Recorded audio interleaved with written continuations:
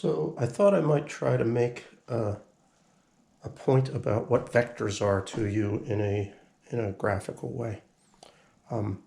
The main thing people always say is a vector is a thing that's got a magnitude and a direction.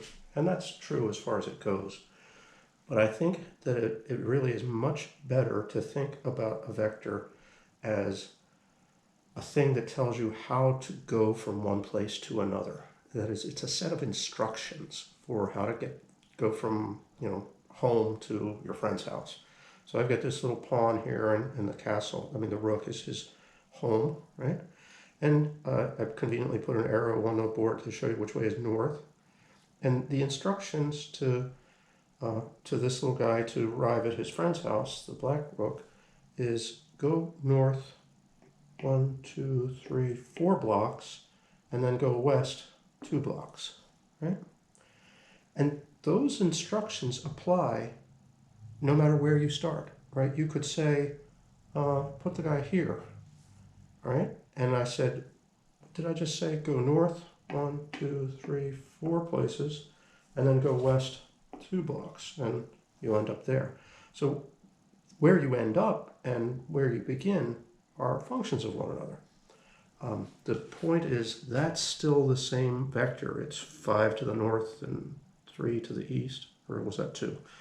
Let me do this again. We start here and go 1, 2, 3, 4, and then 1, 2. 4 north, 2 west.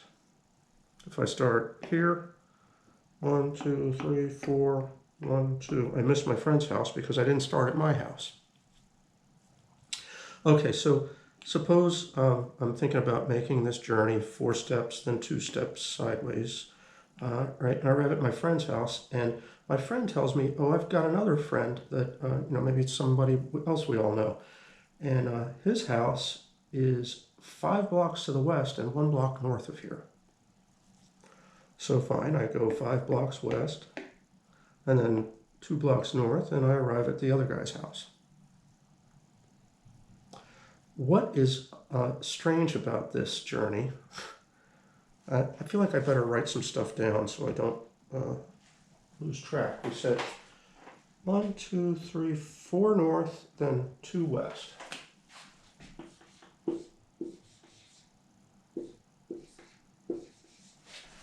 And the other journey was from the black rook to the white rook, 1, 2, 3, 4 west, and 2 north. Oh, interesting. They're actually the same, just with the directions reversed. And it's a 2 north and 4 west. 4 west. That's probably not in screen for you guys, but I'm writing it down so I'll remember. The funny thing is, if I said go 2 blocks west and then 4 blocks north, isn't that the same as go 4 blocks north and then 2 blocks west? So in the directions, you see that you can just sort of name both of them. You don't have to imply that there's a one then the other.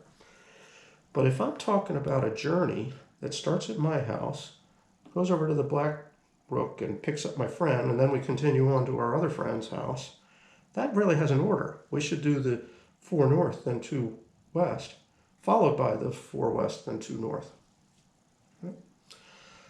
Because if I do it in the other order, I go 4 to the west and then 2 north, I end up here at nobody's house, right?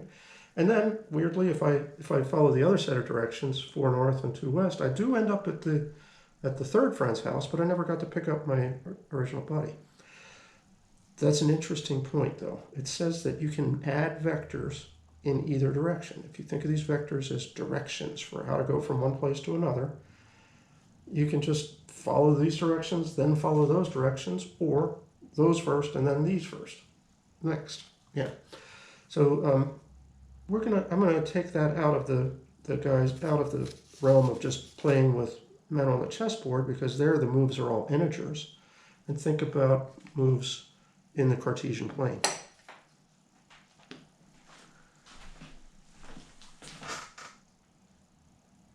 All right, so here's the Euclidean plane, right? The x-axis horizontal, y-axis vertical. I'm going to lay a couple of points down in here. So how about 1 unit, 3 units? There's the point 1, 3. And the point 1, 2, 3, 4, 2, 3. No, should have landed at the same spot. 3 or 5. All right, that was, if I did that right, that was 4, 5. This is just, so it should be thought of as just like the location of your pawn's home and the location of your pawn's friend's home. How do you get from here to here? Well, you don't have to go around city blocks here. We can just go straight. So what is the straight line route between 1, 3 and 4, 5? Well, it involves increasing your x-coordinate from 1 up to 4 and your y-coordinate from 3 up to 5. So how much is the y going up? 2 units. And how much is the x going up? 3 units. We write that using angled braces instead of round braces, because this is a change between 2 points rather than another point in itself. What was it again? From 1 to 4, I went up 3 units in the x-coordinate, and 3 to 5, I went up 2 units in the y-coordinate. So this arrow is a graphical representation. 3, 2 in angle braces, that's a sort of an algebraic representation. They both mean the directions for how to go from 1, 3 to 4, 5. Now there's a weird way in which this distinction of a vector versus a point can be kind of dropped, and that is this. If you've picked the coordinate system, if you've decided here's the origin and x goes that way and y goes that way, and don't ever forget that that's a choice that people make, right? When they set up a coordinate system, you're deciding here's the origin and that's the direction for x.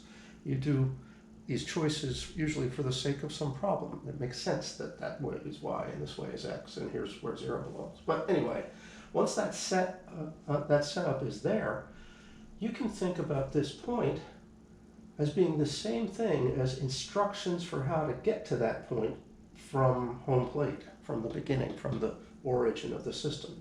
So the arrow that goes from the origin to 1, 3, from 0, 0 to 1, 3, that's the vector 1, 3. But you know, it's kind of like the point 1, 3. The only difference is in philosophy. How are we perceiving it? Is it a location that's determined in space, or is it instructions for how to go from the origin to that spot?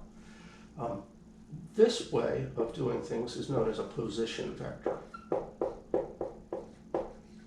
And we use them all the time. If you need to kind of mix and match vectors and points, the trick is to turn the points all into position vectors, and then you're dealing with things that are alike.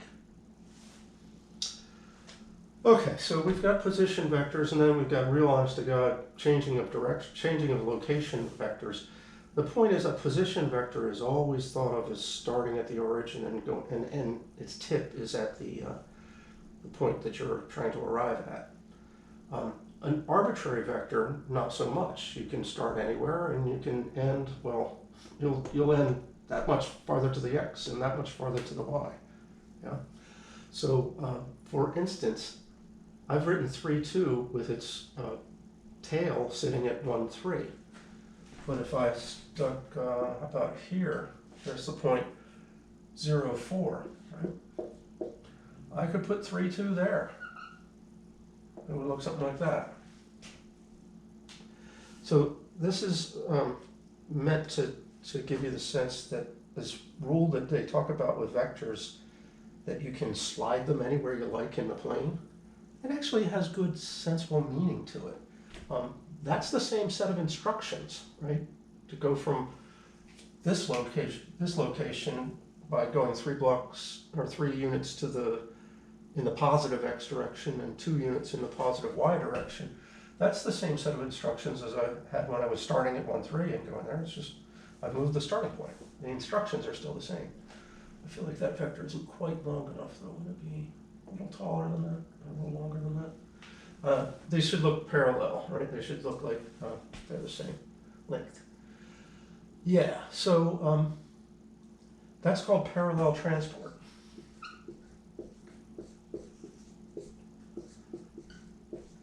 And the point of it is that the identity of a vector has to do with how long it is and what direction it's pointing in, and that's it. It doesn't matter where you draw it. So you can draw it anywhere. You can parallel transport that vector all over the plane. This is true of the position vector too. I could stop thinking of it as a position vector with its tail kind of nailed down to the origin, and I could move it around wherever I want. It's no longer a position vector, but it's still a vector if I do that.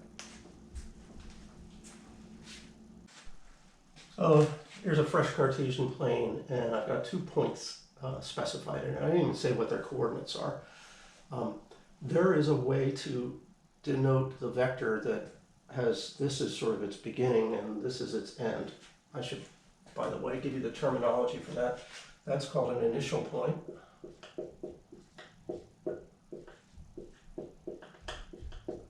And this other, the end where the arrowhead would go, is called a terminal point.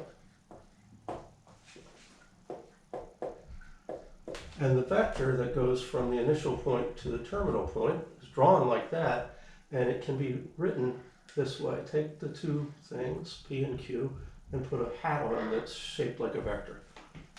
And that's to be read as the vector that starts at point P and ends at point Q. Unfortunately, because it's a vector, you could also slide it around elsewhere, but it's still, its identity it was first defined in terms of starting at P and ending at Q. Sometimes people will talk about rooted vectors. This is a vector rooted at P if you don't want to let it slide around, but usually you don't care about not sliding it around, because the things you really care about is what direction is it between these 2 points and what's the distance between them. That's direction and magnitude, like people always talk about with vectors.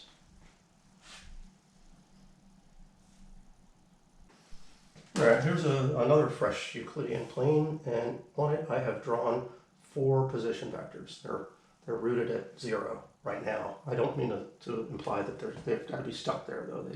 These guys will be just plain vectors. We can slide them around. Mainly I wanted to show you another way to refer to a vector. And this is weird because I don't have coordinates in mind for it. These are just sort of random directions and magnitudes. But you can call them something. Call it by some letter, and put a little vector hat like I did between the points PQ before. So that's the vector U. U and V are, for some reason, very standard letters to use for vectors. And you'll notice that that's kind of a shame, because unless you're really careful about the way you write your letters, they will be easy to confuse one another. But vector U, vector V, see how I make that serif on the V and make sure it's real pointy on the bottom to distinguish it from the rounded U there. W is not so hard to tell from U and V, so here's a vector W, and how about this is a vector X. Right. What I wanted to do with this set of 4 vectors is show you that you can add things up in whatever order you like with vectors, and also say, what does it mean to add up vectors? So this is again a place where if you think about these vectors as being directions for how to go from one point to another, it's very clear what you do. You take one set of directions and then follow the next set of directions, then follow the one after that. So if I wanted to do U, then V, then W, then X, it would look like this. I'm trying to do it in a different color. I would need to parallel transport V over to here. Make a copy of it. And that is do U first and then do V. If I wanted to follow that up at U, then V, because this is V too, V also. By doing W, that's going to be tougher. That's about, what, 9 inches? I want to parallel transport it. I think about there. That's a copy of W. And then let's do X too. X is a little bit downward at about a 50-degree angle, I'd say. Something like that. Here's X. All right. So what I have created here is a path that goes along the direction of U, the length of U, the direction of v and the length of v, the direction and length of w, and so on x. And I started at the origin, but I ended up right here. If I would like to interpret that as a position vector, I just draw the vector that goes here and makes it to that point. That is, to add up these four vectors, I just connect them head to tail. And then draw the thing from the first tail to the last head. This red thing here, that is u plus v plus w plus x, all of which are vectors, so they all need these hats on them. Right? What's funky is you could also add these guys up in some other order, and you'll get the same thing. So, right, I'm going to just erase the blue ones. We saw that, u, v, w, x. I'm going to erase them and then add them up in some fresh order. And you'll see we end up at the same final point. What order should we do next?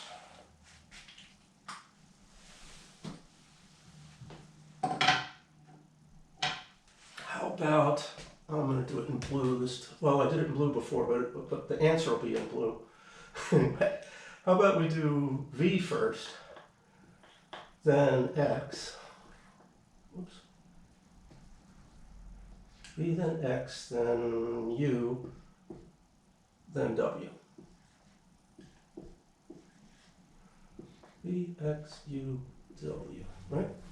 So v is already here, v is already drawn. I got to go out in the direction of u and the length of u. Does that look about right? This guy should look parallel to that one. In fact, you should notice that when I put two of these things next to each other, you get a little parallelogram. That's where the tip of the, this translation of u over the tip of v is sliding it sideways and sort of sweeping out the area of a parallelogram. That's kind of cool. So v followed by u. Oh crap. No, I'm sorry. I wasn't supposed to do u next. I was supposed to do x next. My bad. Let's start that over. Start at v and go in the direction of x. It's still a parallelogram. It's just one that's kind of in this crowded area down here. More angled than that. About there, I would say. Yeah. All right, and then u, which is off that way. Oh man, come on. I can't possibly draw that crooked. U was just move this guy like about an inch to the northeast. So it's about there. And finally W. Oh, yeah, so I claimed, right? Now the path is very different looking. It was out, then back, then over, and it crossed over itself and stuff, but where you ended up compared to where you started is the same when you did it in the other order. The easiest place to see this is when you're just adding two vectors, but I sometimes feel like it leaves people with the impression that you're always just adding two of them. You can add up as many things as you want. But let's just do a pair of vectors, random looking vectors out here in the middle of nowhere. Say vector A and vector B. Here's what's called the parallelogram rule, which is you build a parallelogram by making a copy of A at the tip of B, and you make a copy of B at the tip of A. Right? Now this almost looks like a rectangle, but this is not meant to be a 90-degree angle in there, so it's not. And then you draw in the diagonal of that parallelogram, and that's the sum. So make it a little bolder because it came out really narrow. That vector that goes across the diagonal of the parallelogram, that's A plus B. There's something that's kind of cool that we can see on this parallelogram picture, which is, you know, why was this particular diagonal special? There's another diagonal in here. Let me draw it in red. What about this diagonal that goes from the tip of A to the tip of B? In fact, you'll see you can do that in two different ways. You could have gone from the tip of B to the tip of A, like that. Sort of anti-parallel directions there. And those two things, the red and the blue there, have meaning. So one of them is take A and subtract B from it, and the other is take B and subtract A from it. Which is which? The red one looks like taking B and then going the opposite direction. See how when we did B then A? Well, what if we went in the opposite direction of A? That would be a vector that I could put right here, pointing the exact opposite of the way A does, and I would call that the negative of A. So what do you get if you add up B and the negative of A? Well, do you see that it's parallel transport of the vector that's in red up there? And similarly, if I took A and to act on the negative of B, where does that end up? The negative of B points in the same direction but opposite to that guy, and I guess it's about like this.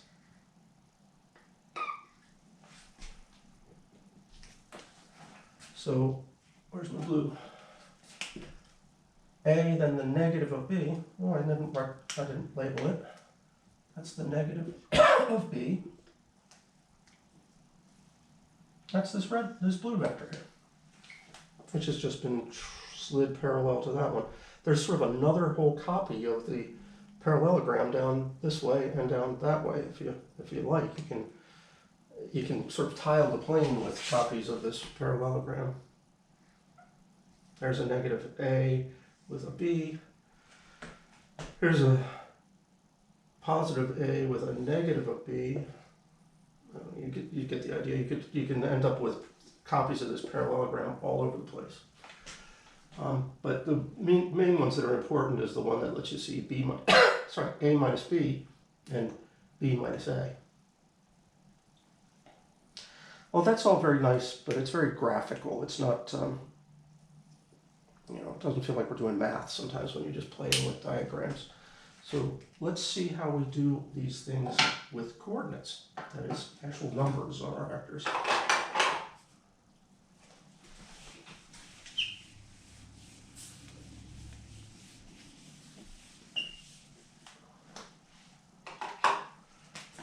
Suppose, for example, U is the vector 1, 2. And V is the vector 3, 7. Just making up random numbers here, right? And if I wanted to add those guys, think about it in terms of these being directions or instructions. This says maybe start at the origin and go 1 unit in the x direction, 2 units in the y. And then this one tells you to go 3 more units in the x direction and 7 units more in the y. How much total have you gone in the 2 directions? 4 units in the x and 9 units in the y.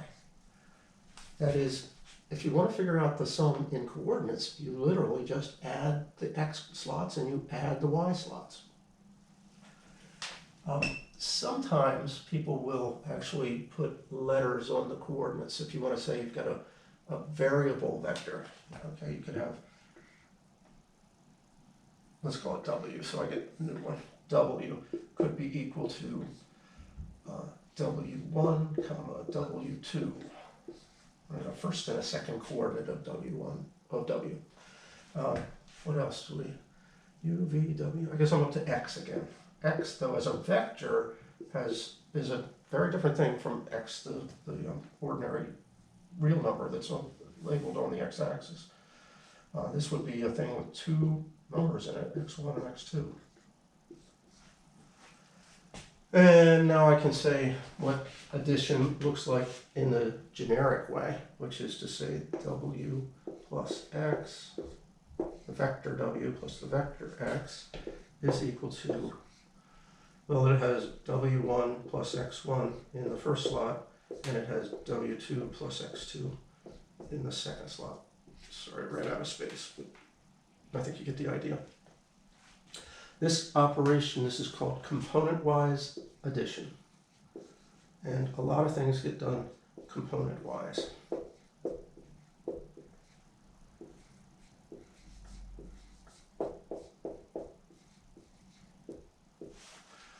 Suppose I took my vector x there and I added it to itself. What would you get?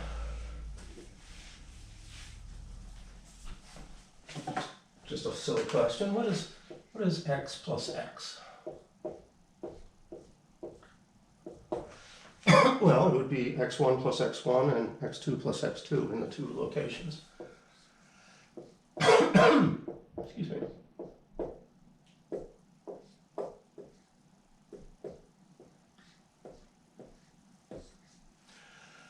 And maybe it's clear where I'm going from this. That's 2x1 and that's 2x2, and this is two copies of x. We can, in a meaningful way, think about what it means to multiply x by 2. Doubling x is getting the vector whose components are twice as big.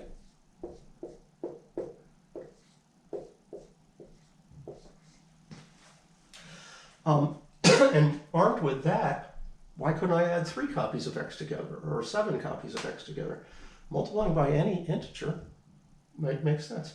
Even negative integers, right? We've talked about what that means. Just turn it around and make some number of copies of x that go backwards. So look what it really looks like in the end is you're multiplying the vector by something, you just multiply the components by that same something. We can extend the definition to any real number. So this is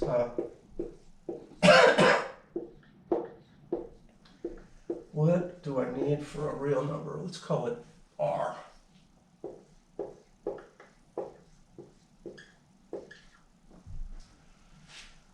R times a vector x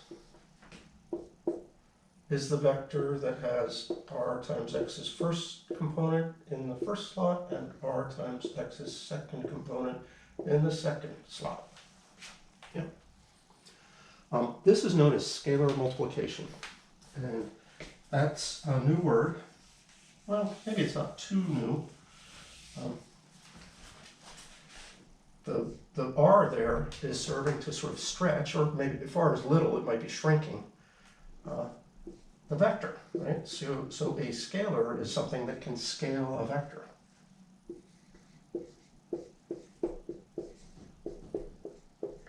Or I think the way most physics textbooks talk about it, a scalar is something that only has magnitude, as opposed to a vector, which has both magnitude and direction. So if you only have a physical size, but you don't have a direction associated with you, that's a scalar quantity. We should think about some things in the physical world and talk about whether they're vectors or scalars. For instance, if I say wind versus wind speed, do you know which one is the scalar and which one is the vector? This one's a scalar. It's just how fast is the wind blowing. This is the vector, because it might matter to you that it's blowing, in your face on your walk home or something rather than at your back, right? The wind direction is important. So this guy's a vector. And that's an associated scalar. But scalars don't always have to be associated with some vector quantity. They may be, but they don't have to be. Other things. What about temperature? Would you say temperature is a vector or a scalar? I'm 98.6. Has that got a direction associated with it? Nah. Right, so temperature is just a scalar quantity. I'm not sure what it would mean to scale a vector by a temperature. Not sure how to give physical meaning to that, but a lot of times you can think about a scalar is just something dimensionless.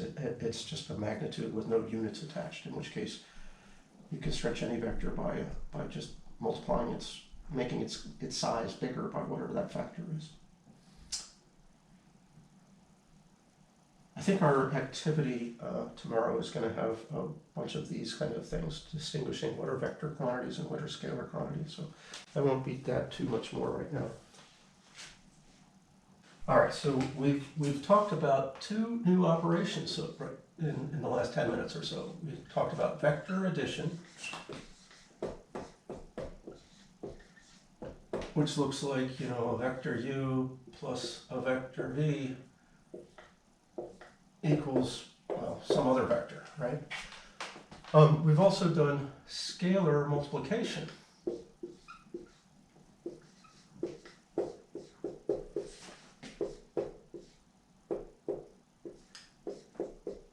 Where it looked like we had a real number r times a vector, let's say v, and we get, well, something that's another vector. It's a stretched version of v. I always think stretched, but r could be small, so it could be shrunk. And in fact, r could be negative, in which case it would be turned around and go in the opposite direction of v. But yeah, you can still, you get the idea of that, I'm sure. How do you think these guys interact with one another? What I'm asking about is this: if I took a sum and tried to scale it, the whole thing, right? If I did r times the sum of u and v,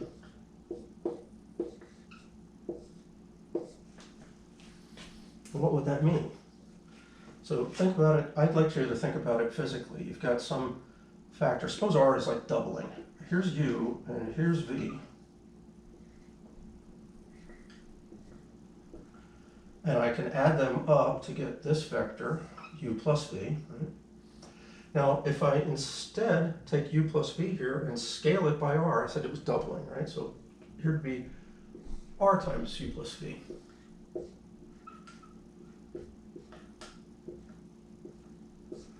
Do you think that that makes some sense in terms of other vectors?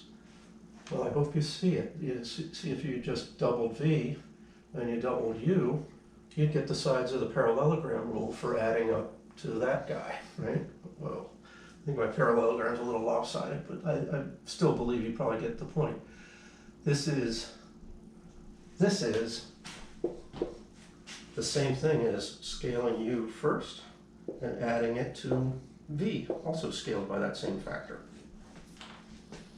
When you see it physically, it's not such a big deal, but you know, this is the distributive law, and these are not the regular operations, yet the distributive law works.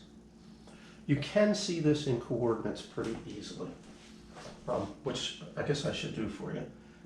If you just write everything in terms of the coordinates of it, so u would contain u1, u2, and v would contain v1, v2. And I'm going to do that sum first, add up the vectors. Well, so r times what's in here. It'll be a single vector, but it has u1 plus v1 in the first position. And it has u2 plus v2 in the second position.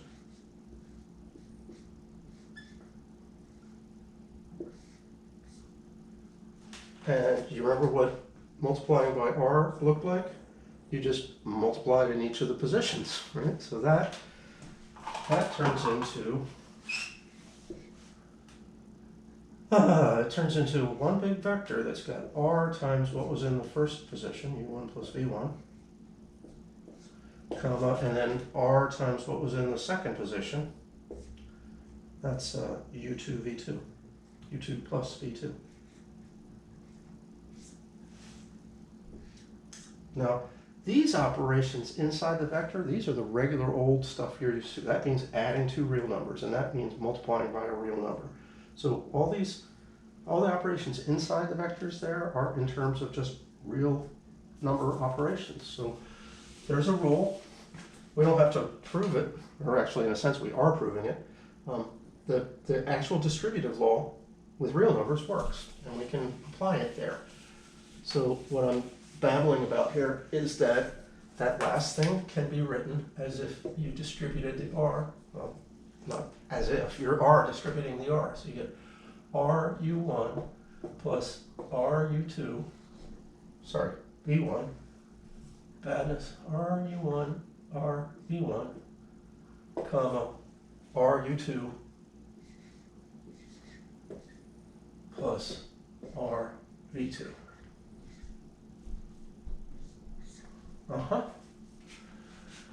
Well, that's cool because I can see that now as a sum, right? That's two things added together in the first slot and two things added together in the second slot. So that could be thought of as the sum of two vectors. I gotta fix that one. That was an ugly angle brace. What are the two vectors? Well, one of them is RU1 and RU2.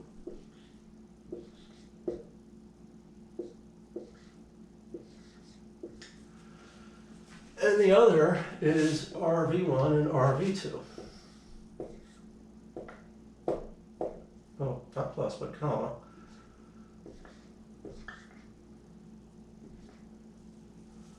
Cool? But this, I'm just messing with symbols here, is R times U1 comma U2. And the other one is R times, I'm just using what it means to do scalar multiplying, although kind of in reverse. I'm factoring it out rather than distributing it in. But this is an equal sign here, so you can do distribution both ways. R times V1 comma V2. In other words,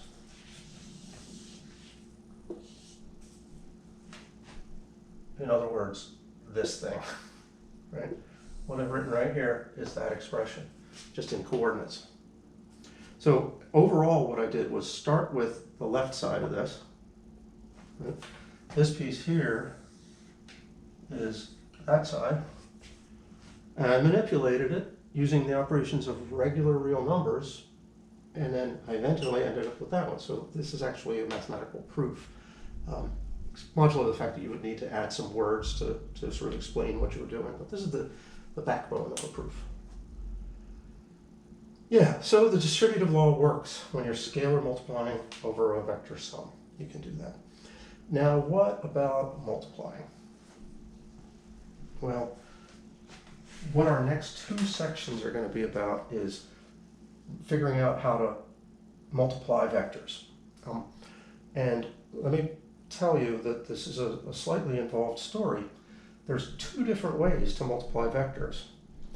And one of them works all the time. You can, in any dimensional space, you can multiply vectors in that fashion. But it's lame because when you multiply the two vectors, you get just a number.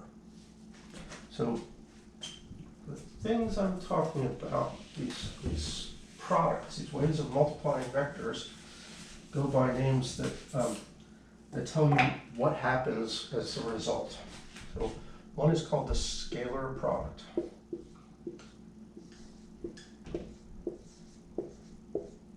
And it is represented with a dot, so it is also known as the dot product.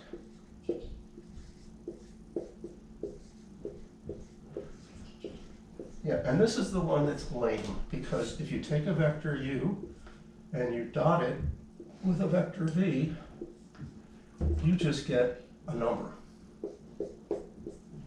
That's not the symbol you guys use for numbers anymore. Let me just write it out, a number, a real number, a scalar, in other words. So that's why they call it a scalar product. There is this is even though it's lame, it works in all dimensions. Works in 2D, it works in 3D. If you can visualize it, it works in 4D and 5D and 27D. And I'm kind of joking, but not really. In advanced physics, they currently are doing stuff where 24-dimensional real space is very important. That's what string theory is all about. So that dots there are meaningful. You really can do vectors and multiply them in high-dimensional spaces, and the only sad thing is you just get a number. The other way to multiply essentially found by an Irish mathematician named Hamilton, but he didn't think of it this way. So it became made famous by an American, Josiah Willard Gibbs. Gibbs was, I believe he was at Yale. So, you know, he was a local boy. Anyway, it's called the cross product or vector product. And this is a cool product because when you have two vectors and you cross them, you'll get another vector. So I didn't do an AKA here, but I should have. This is also known as the vector product because of what happens when you do it, you get another vector. Okay. So we've got this sort of good one that produces another thing of the same type, right? And it's a little disappointing when you multiply things and then you get something else. Here you multiply two vectors and you get a vector. Yay, it's good. The problem with this sucker is it only works in 3D.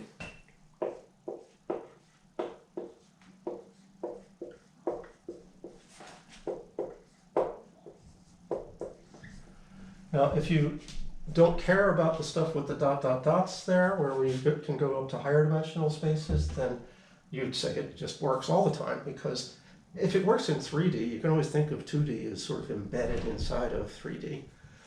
So yeah, you can think of a two-dimensional, of a vector in the plane as just having the z coordinate is 0. It's still a three-dimensional thing with one component 0. So you can interpret working in 3D as working in 2D, but it definitely does not work in 4D. And in fact, it's provable that there's no way to multiply things. Let's see, where can I not multiply things? Any power of 2 can be done. 3 is special, and yeah. But the general idea is it's a very special thing that we multiply two vectors and we get another vector. Most of the time, that's not going to be the case. All right, so we won't talk about these any more than giving you this broad outline of what they are now, but next lecture should have details on both of these, both the scalar and the vector product, aka dot product and cross product. Oh, gee, I guess I kind of mangled what the AKAs are. Most people refer to this one as cross and this one as dot, so those are the primary names. If you're being a little bit more highfalutin, you can say scalar product and vector product. Those are more like the secondary names. But dot and cross are what ordinary folks usually say, call these things. All right.